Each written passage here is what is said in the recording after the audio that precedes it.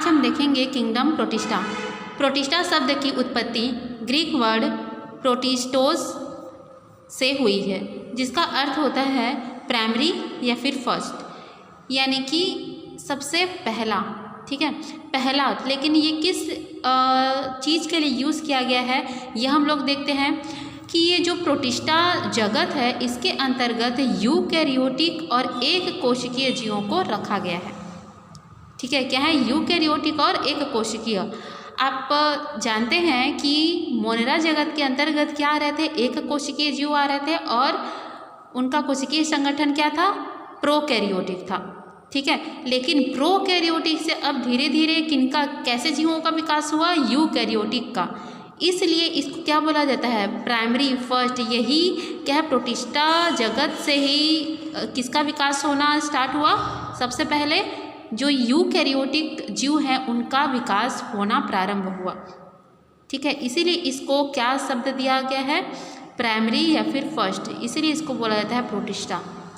यहीं से ही eukaryotic organism का विकास प्रारंभ हुआ। ठीक है, अब आइए हम लोग देख लेते हैं जो प्रोटिस्टा जगत के लक्षण हैं उनके बारे में। तो इसके अंतर्गत हम लोग देख चुके हैं कि क्या रहे? एक कोशिका और यूकैरियोटिक जीव आते हैं। अब यूकैरियोटिक कोशिका है, इसका मतलब क्या है कि अब क्या बोलना चाहिए? इसमें प्रारंभिक टाइप का न्यूक्लियस पाया जाता है।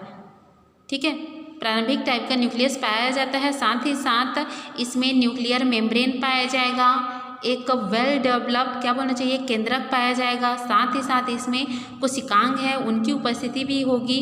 तो चलिए यहाँ पर देख लेते हैं।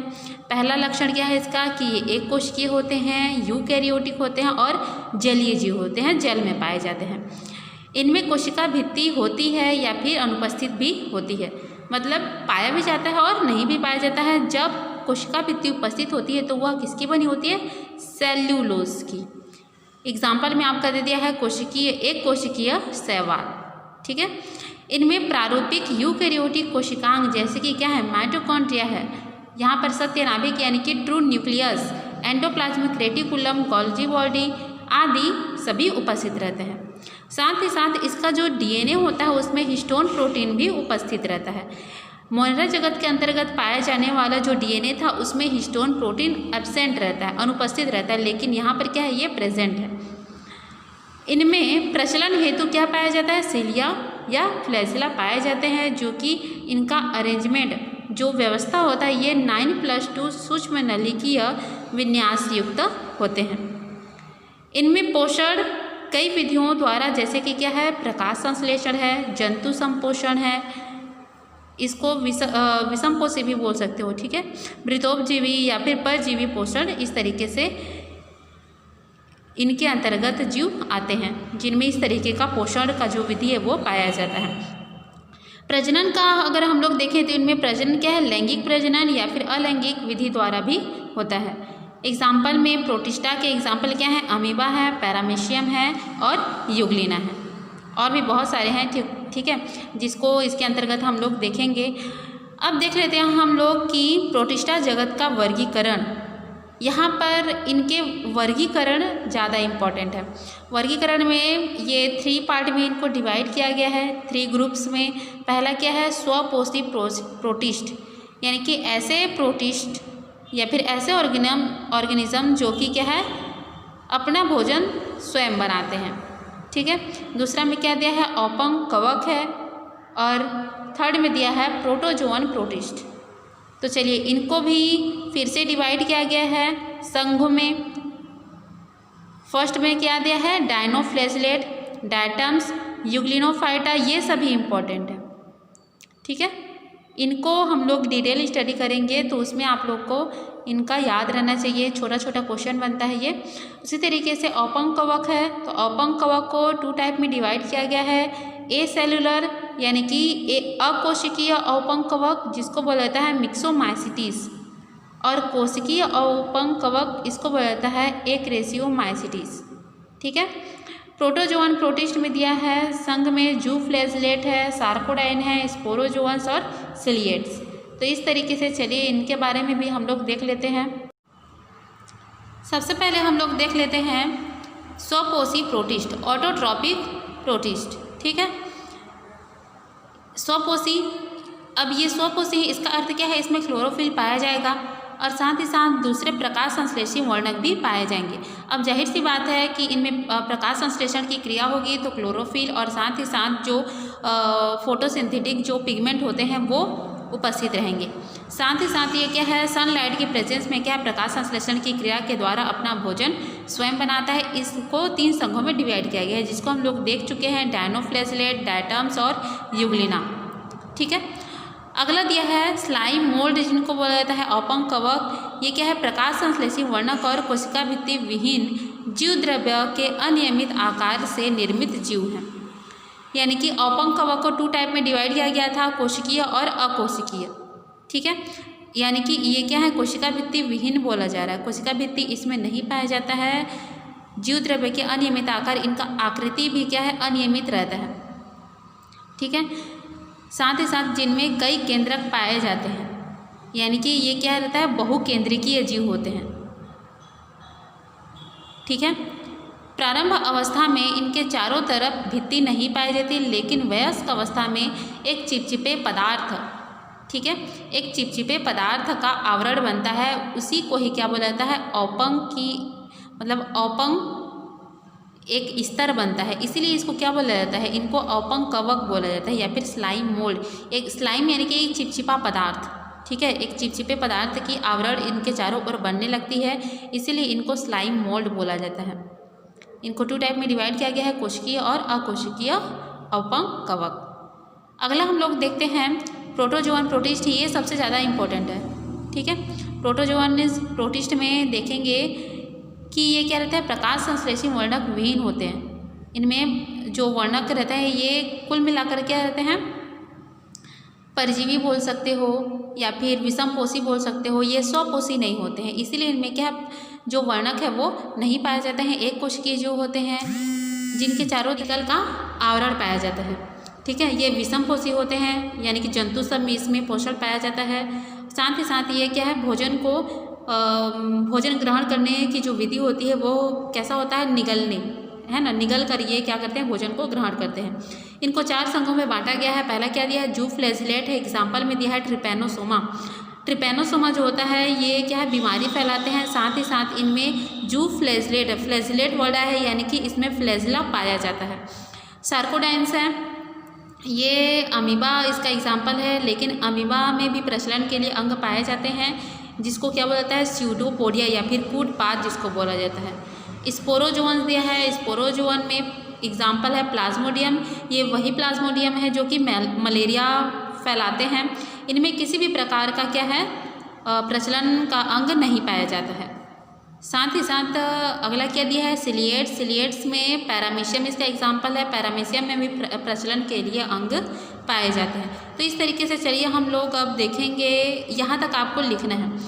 प्रोटिस्टा जगत में आप लोग सबसे पहले उसके लक्षण लिख लीजिए और उनका वर्गीकरण यहाँ तक लिखने के बाद आप लोग को इसकी संरचना को यहाँ पर बनाना है।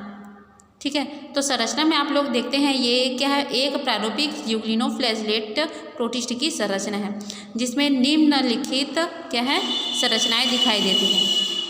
एक आप लोग देखे हैं कि इसमें क्या है, कोशिका भित्ति पाई भी जाती है और नहीं भी पाई जाती है, और अगर पाई जाती है तो वो किसकी बनी होती है, सेल्यूलोज की बनी होती है। अब कोशिका भित्ति के नीचे अगर हम लोग देखें तो क्या पाया जाता है, सेल मेम्ब्रेन पाया जाता है। सेल मेम्ब्रेन किससे बना होता है, लिपोप्रोटीन। ठीक है, लाइपोप्रोटीन लिपिड और प्रोटीन से मिलकर बना होता है।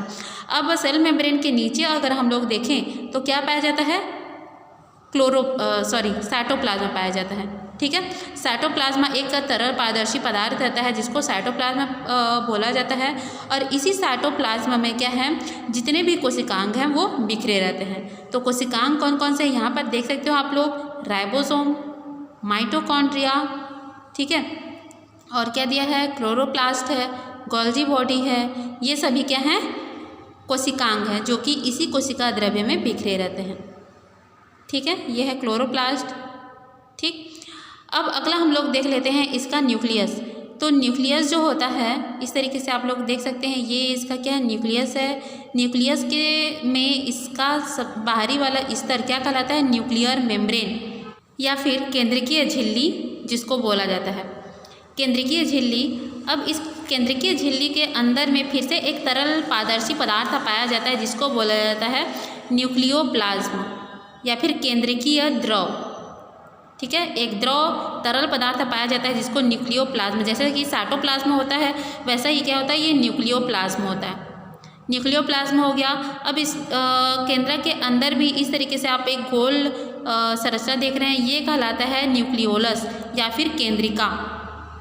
ठीक है, ये न्यूक्लियोलस क्या होता है, केंद्रिका। और इसी न्यूक्लियस के अंदर में ये जो धागे के समान आकृति आप लोग देख रहे हैं, ये होता है क्रोमेटिन जाल। ठीक है, जो कि इसका आनुवांशिक पदार्थ है। तो इस तरीके से ये चारों मिलकर बनाते हैं न्यूक्लियस या फिर केंद्रक।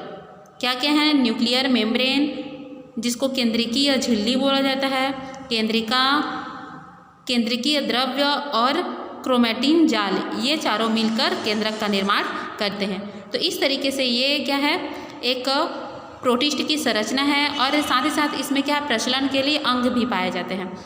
तो ये अलग अलग, जैसे किसी में सिलिया पाया जाता है, किसी में कूटपाद है, किसी में फ्लैजिला पाया जा रहा है। इस तरीके से देख रहे हो आप लोग, ये फ्लैजिला की जो लंबाई वो सिलिया की अपेक्षा बहुत लंबी होती है और साथ ही साथ इसकी संख्या क्या है, केवल एक ही होती है। ठीक, लेकिन सिलिया की जो संख्या है वो क्या है, हजारों लाखों में होती है। और इस तरीके से जो फ्लैजिलम है, फ्लैजिलम का जो टीएस सेक्शन करने पर कुछ में इस तरीके से विन्यास दिखाई देता है।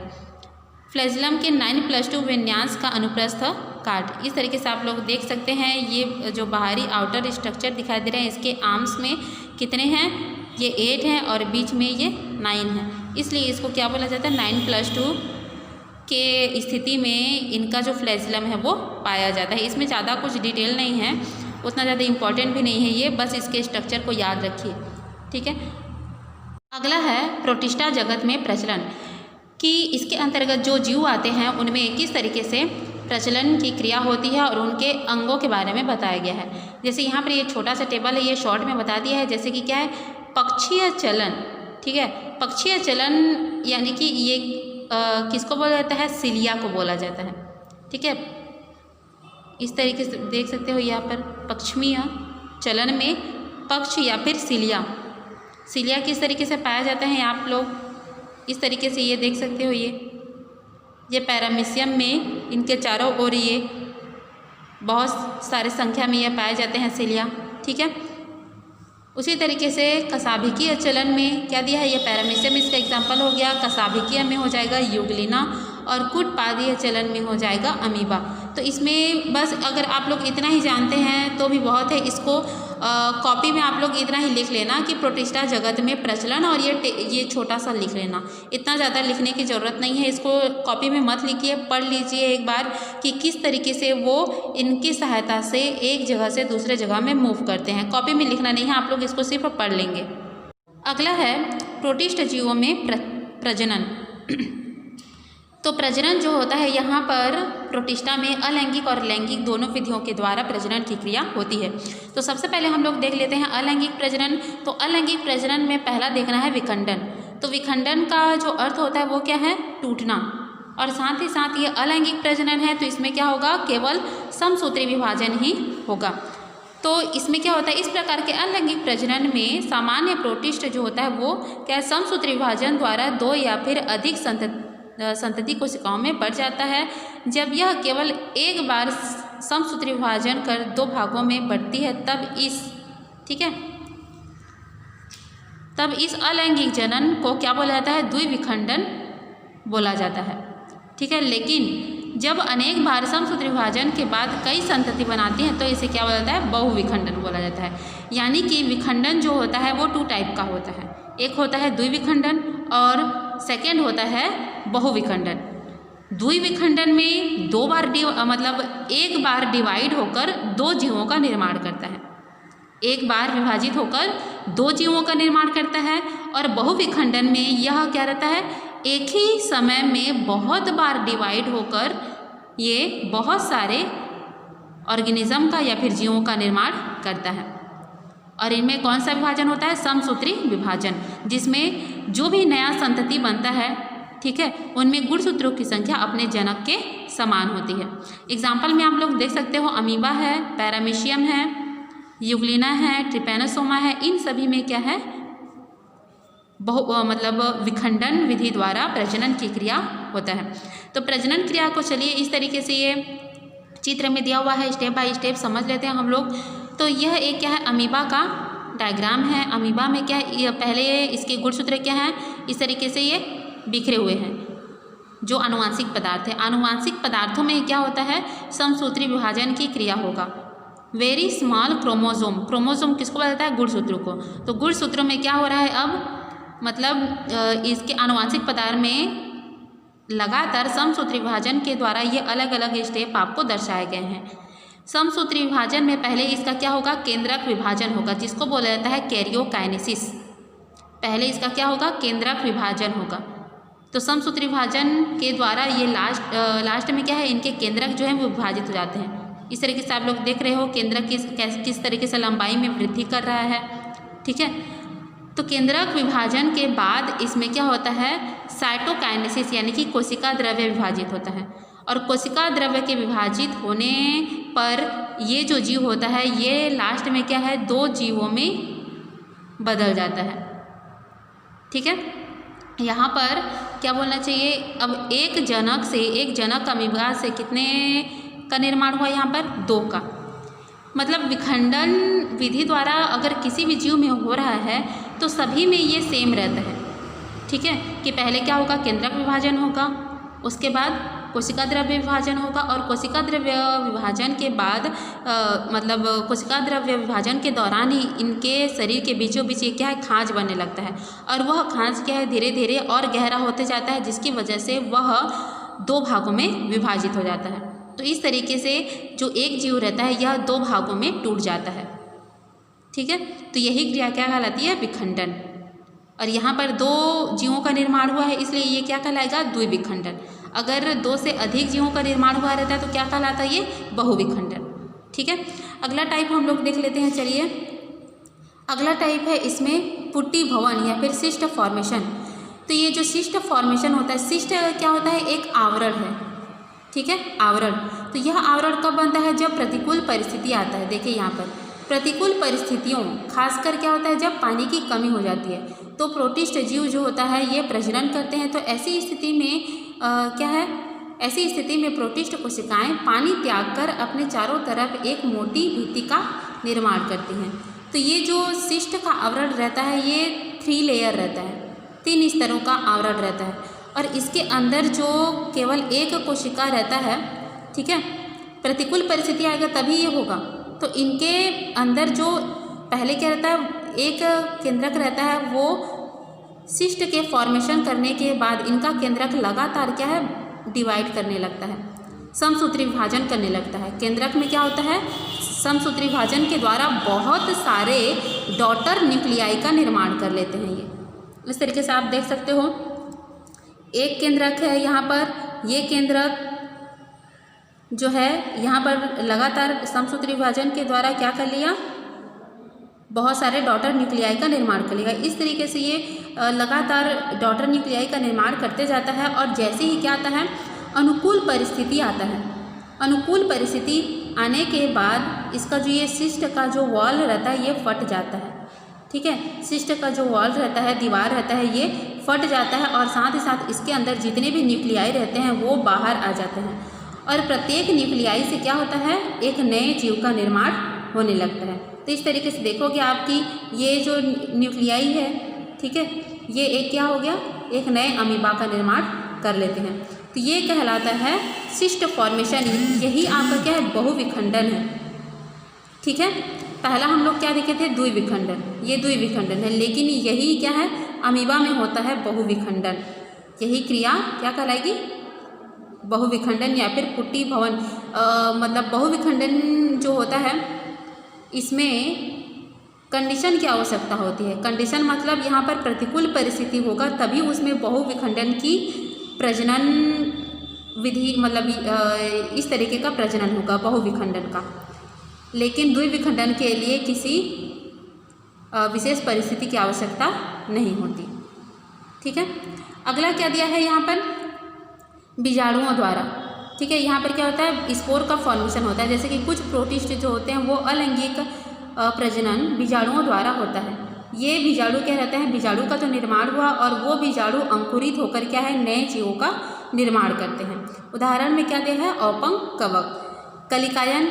ये इसको तो आप लोग जान ही रहे हैं, बहुत ही सिंपल सा मेथड होता है प्रजनन का कि क्या रहता है, कोई भी प्रोटिस्ट है तो वो जब जैसे ही उसमें प्रजनन की अवस्था आती है तो उसमें क्या होता है, एक मुकुल का निर्माण होता है या फिर बड का निर्माण होता है और वह बड तब तक विकसित होते रहता है या फिर तब तक परिपक्व होता है जब तक कि वो पूरी तरीके से मैच्योर नहीं हो जाता। वो अपने जनक मतलब जो जनक रहता है उससे अलग नहीं होता।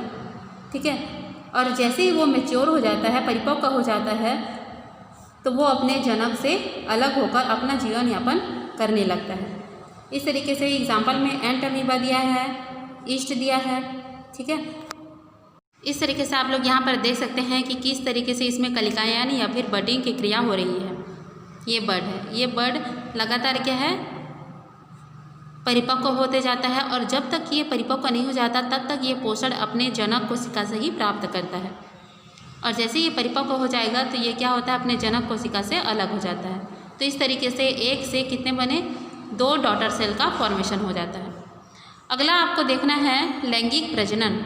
तो लैंगिक प्रजनन में क्या होता है, 2 जनक की आवश्यकता होती है और इसमें मेल और फीमेल जो युग्मक रहते हैं, ठीक है, नर और मादा युग्मक रहते हैं, उनका संलयन होता है। ठीक है, निषेचन की क्रिया होती है और साथ ही साथ अगर इसमें विभाजन की बात करें तो क्या होता है, अर्धसूत्री विभाजन होता है। ठीक है, तो इस चित्र के द्वारा लैंगिक प्रजनन को भी समझ लीजिए। ये क्या है, एक एडल्ट कोशिका है जिसमें गुणसूत्रों की संख्या क्या है, 2n यानी कि द्विगुणित गुणसूत्र इसमें पूरे हैं। इसमें क्या हुआ, मियोसिस डिवीजन यानी कि अर्धसूत्री विभाजन हुआ। ठीक है, अर्धसूत्री विभाजन के द्वारा 4 युग्मकों का निर्माण हुआ। ठीक है, 4 युग्मकों का निर्माण हुआ। अब ये देख सकते हैं युग्मक, ये क्या है, गैमीट है। गैमीट्स को ही युग्मक बोला जाता है जिसमें गुणसूत्रों की संख्या क्या है, आधी हो जाती है। जनक में क्या है, 2n है, इसको डिप्लॉइड बोला जाता है और इसको हैप्लॉइड, द्विगुणित अगुणित। ठीक है, जिसमें गुणसूत्रों की संख्या आधी है। तो इस तरीके से एक क्या रहता है, मेल रहता है और एक फीमेल। इसी में नहीं ना, यहाँ पर 2 जनक रहेंगे, दो जनक रहेंगे और दोनों से ही क्या है, युग्मक का निर्माण होगा। फीमेल में फीमेल गैमीट और मेल से मेल गैमीट का निर्माण होगा और वो मेल गैमीट और फीमेल गैमीट क्या है, आपस में इस तरीके से फ्यूज़ होते हैं, संलयित होते हैं। तो इस तरीके से मेल और फीमेल गैमीट के फ्यूज़न को ही, संलयन को ही क्या बोला जाता है, फर्टिलाइजेशन बोला जाता है। फर्टिलाइजेशन होने के बाद यहाँ पर क्या होता है, डिप्लॉइड जाइगोट का निर्माण होता है, यानी कि द्विगुणित जाइगोट या फिर युग्मनज का निर्माण होता है। ये युग्मनज क्या रहता है, आगे चलकर एम्ब्रियो यानी कि भ्रूण का निर्माण करते हैं और यही जो एम्ब्रियो रहता है आगे चलकर एक नए जीव का निर्माण करेगा। ठीक है, एक परिपक्व जो जीव रहता है वो निर्मित होता है। तो इस तरीके से यह क्रिया जो होती है ये लगातार चलती रहती है और इस तरीके से जो लैंगिक प्रजनन है वह संपन्न होता है।